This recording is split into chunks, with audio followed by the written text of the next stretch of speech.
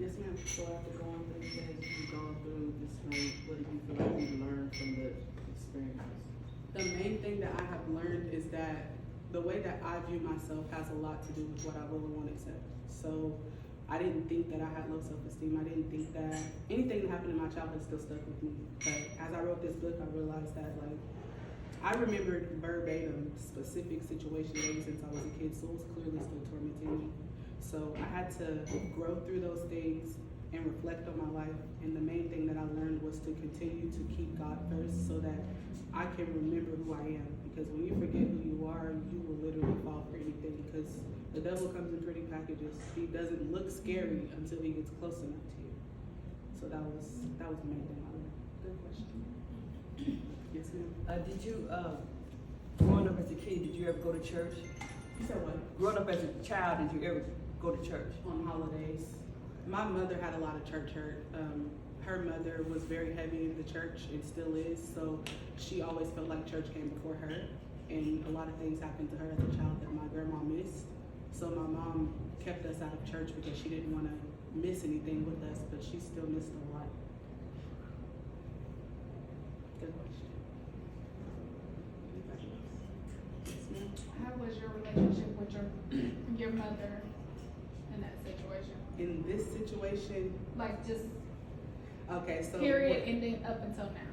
So what I just read, me and my mom were actually living on the same block, but we were not really talking very much. My mom struggled with alcoholism for a long time. It's been almost 5 years since she stopped drinking, but while she was dealing with alcoholism, it was because she never healed from things that happened to her when she was with my father and when she was a child. So although she always opened her house up for her kids, she just always had an attitude, and she didn't realize how much that made me not feel comfortable to talk to her.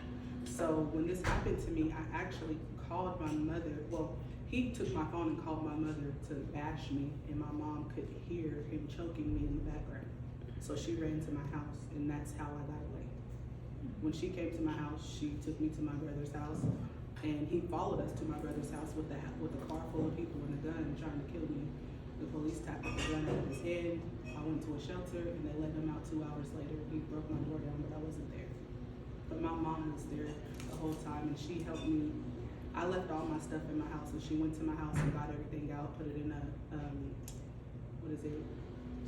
A storage. She put it in the storage for until I got out of the shelter. Like, she really helped me. Both of my abusive situations, when I finally got enough, I called my mom, and she came, and that's how I got out both times. So y'all relationship?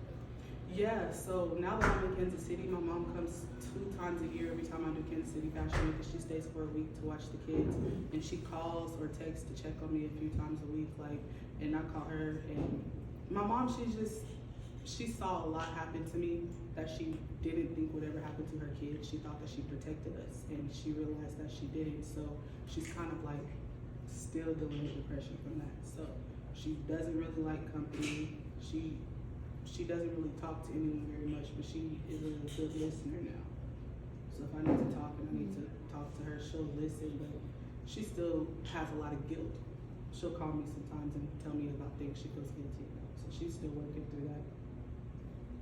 But we got a better relationship. Yeah.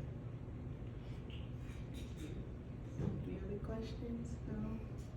Thank you guys so much for coming. I really appreciate it. And this book, it means a lot to me because it's not only my story, but it's the story of so many women. There are women who have been through more than me. I know I've been through a lot, but there are literally women who are fighting to survive every single day. And they don't feel comfortable talking about it because I know I did it. And they care so much about what other people think. I literally got a message from my ex-husband's sister a couple of days ago when I started talking about my book online, and she was basically telling me that nobody cares about me. Like, when you say stuff like that, that will shut a lot of people up, but it won't shut me up.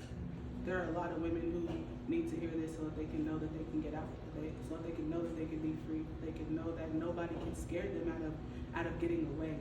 Because if you believe in God, then you believe that even if they do kill you, you're still going to be okay. Thank you. And my book is available on Barnes & Noble, and I also have a few copies here. On Barnes & Noble, they're $64.99, but here they're $50. And you should also make sure you block her. I did. Nobody needs that. Because she don't